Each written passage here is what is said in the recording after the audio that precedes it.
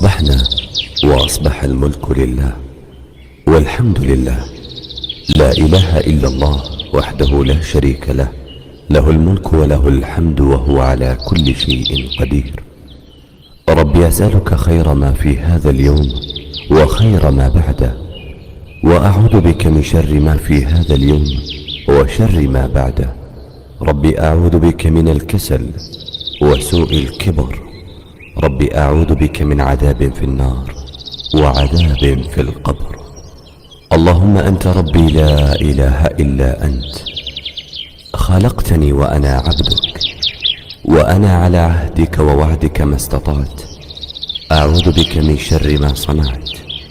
أبوء لك بنعمتك علي وأبوء بذنبي، فاغفر لي فإنه لا يغفر الذنوب إلا أنت.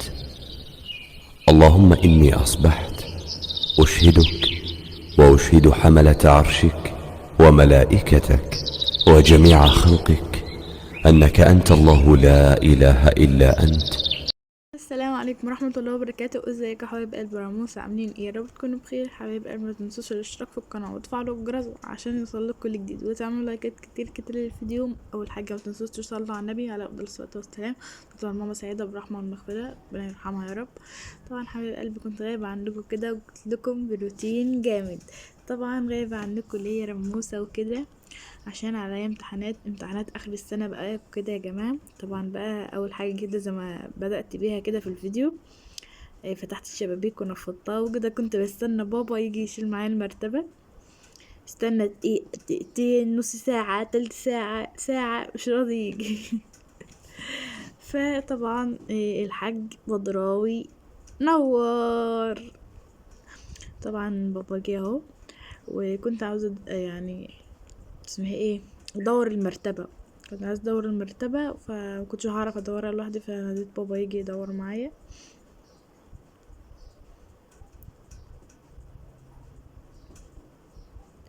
فطبعا يا حبايب قلبي كده بقى وانا بدور المرتبه انا وبابا.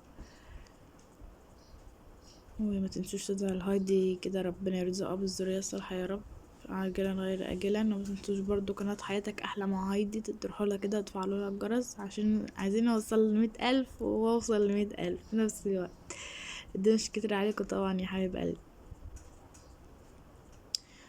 طبعا برضو بابا كده كنت قاعدة اهزر مع بابا شوية وكان بيعمل لكم كده باي. ف طبعا ما تنسوش برضو تدعولي ربنا ينجحني كده في امتحاناتي انا واصحابي يا رب. قلبت المرتبة ونفضت السرير كده، وبعدين بدأت بقى ان انا ارتب الكومودين ده. هو في تسريحة جوه يا جماعة، في التسريحة في الأوضة التانية، بس أنا محبتش التسريحة التانية فقمت حاطة على كومودين كده يعني عشان هي مش حاجات كتيرة يعني. فقمت حاطاه على الكومودين الصغير ده وفي نفس الوقت يكون في الأوضة بتاعتي وكده. طبعا بوريكم المكياج اللي بحطه، هايلايتر والفرشة السيبونشا، وطبعا ليب جلاس وماسكارا كونتور، وطبعا اي شادو. ودي الحاجات اللي بحطها يا جماعة. طبعا انا مبحطش اكتر ولا اقل.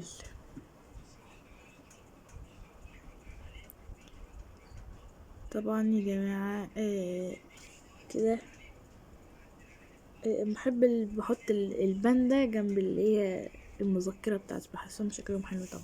طبعا العضادة بتاعتي عليها هيلو كيتي لان طبعا انا طفلة. بحب الحاجات اللي هي بيبقى عليها كرتون والحاجات دي. وطبعا ايه يا جماعة، طول الفيديو افضل اقول لكم طبعا ما علينا يا جماعة، استحملوني كده. هرص الحاجات بتاعتي طبعا اللي يقول مثلا يا رموس انت لسه صغيرة ما تحطش مكياج. انا طبعا يا جماعة ما عدتش بحط مكياج. ثانيا انا ما اللي بتقول انت بقيتي يعني اللي هو متدينة والكلام ده ومعرفش ايه، وانت ما عدتش بتبيني شعرك وكده. طبعا يا حبايب قلبي اول حاجه ما عادش ببين شعري عشان ربنا وعشان طبعا عشان نفسي. مش عشان حد والله، ولا عشان ان انا اعجب ده او ده، او دي تقولي انت ما عدتش بتبيني شعرك، او دي تقولي او ارضى الناس. طبعا انا عمري يعني مش هرضى الناس ان انا ما كنتش مستريحه في الحاجه دي، وارضى الناس ان انا لا خلاص انا هرضى الناس، اهم حاجه هما يستريحوا. لا طبعا انا لازم تكون الحاجه اللي هعملها ان انا مستريحه فيها قبل اي حاجه، لان راحتي اهم من اي حد. وطبعا يا حبيب قلبي اهم حاجه يعني إن انا ماشيه بمبدأ كده، يعني مش هقول لكم مثلا يا جماعه بدكم نصايح وكده، كلنا عارفين وكلنا بنعمل اللي احنا عاوزينه وكده. بس انا مش باخد برأي حد، يعني لو مثلا اي حد قال لي اعمل ده او كده ما باخدش برأي حد. اهم حاجه نكون مقتنعه ان ده غلط، فان ده غلط خلاص انا مقتنعه ان ده غلط مش هعمله تاني. مش مثلا حد يقول لي ده غلط وما تعملوش وكده، لا انا مادام شايفه ان ده غلط خلاص مش هعمله تاني، يعني ده صح يعني خلاص هعمله تاني عادي. ف الحمد لله كده، وربنا يهدينا جميعا. وكان في فرق جامد جامد يا جماعة، وانا اصلا حسيت بفرق جامد جامد لما انا دريت شعري. كان حسيت بفرق جامد، وحسيت ان انا اصلا وانا مداريه شعري لايق على كل الهدوم وكده. فربنا يهدينا جميعا. طبعا ان شاء الله ممكن افاجئكم بخطوة الخمار، ان انا هبقى مختمرة ان شاء الله. ممكن افاجئكم كده مرة واحدة. ادعوا لي بس كده ربنا يهديني وينجحني في امتحاناتي قبل اي حاجة. متنسوش برضو تصلوا على النبي كتير عليه افضل الصلاة والسلام، ولو لسه فاكرين ماما ساعتها تقولها كده بالرحمة. طبعا زي ما انتم شايفين روقت الكوميديانو، كنست دلوقتي بكنس كده. طبعا بدور على دبابيس يا جماعه، ما اعرفش انا باكل الدبابيس ولا ايه. يعني انا بجيب البس الدبابيس من هنا تاني وما لاقيش فيها حاجه. طبعا انا وانا بكنس كده لقيت يجي 4 دبابيس او 5 دبابيس. الارض هي اللي بتاكلها يا جماعه، انا ظلمت نفسي يعني، مش انا اللي باكله. وطبعا زي ما انتم شايفين كده بكنس. طبعا اكيد كل واحده بتعرف ان هي تكنس وكده، وبتعرف كل حاجه يعني في البيت يعني. وانا مش هعلمكم حاجه، بس طبعا انا بطلع اشارككم يومي اللي هو مثلا روتيني اليومي، يعني اللي انا بعمله على طول وبعمله كل يوم بطلع اشارككم فيه، مش ان انا بعرف ده تعمليه او ما تعمليش. طبعا اصلا بما اني يعني ان مفيش حد بيجيلي وكده، آه، قاعدة دايما لوحدي وكده. انا وبابا قاعدين لوحدنا دايما.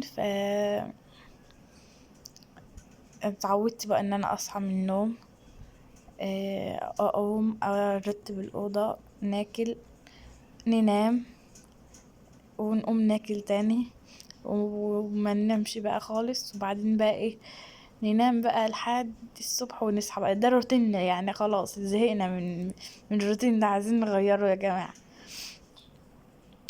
ف طبعا زي ما انتوا عارفين ان ماما هي اللي كانت مسلياني وكده، وكانت مسليه البيت، بس ربنا يرحمها يا رب. فانتوا عارفين ان مفيش حد بيجيلي بقى، ف على طول كده بقى قاعدين لوحدنا. الحمد لله طبعا.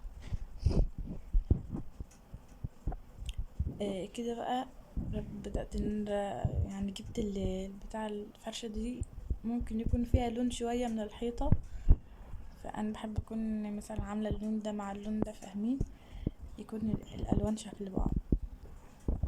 طبعا عشان ده السرير الكبير، اكبر سرير في البيت بتاعنا وكده، ده اكبر سرير. فالملايات اللي احنا جايبينها كلنا صغيرة، لان احنا كان السراير اللي فوق كلها اللي هي مثلا ال3 سراير اللي فوق كلهم كانوا صغيرين بتوع اطفال، لكن السرير ده كان كبير يعني، كان بتاع اوضة كده وكان كبير. طبعا بس انا بقى ايه، قلت لا ده مش عليا، ده انت هتلبس الملاية وغصب عنك حتى لو صغيرة مش مشكلة. فطبعا كده كده اصلا بغير الملاية كل شوية، يعني تلاقي كده كل يومين بغير الملاية، فمش محتاجة يعني ان انا مثلا احطها وكده، افضل احطها. لا انا بغيرها كل شويه، يعني عندي يا جماعه كل شويه اغير اصلا الاوضه كل شويه، ان انا مثلا بزهق من الشكل ده اغير الشكل ده، فاهمين؟ محبش اسيب حاجه مكانها غير ما اغيرها. وطبعا برضو حسيت ان المخدة فيها شكل برضو، يعني مش فيها شكل يا جماعة ولا حاجة، لا ده هي لون الحيطة بتاعت الأوضة. طبعا برضو اللحاف كده ممكن يكون في شكل من شكل الملاية، بس يلا مش مشكلة.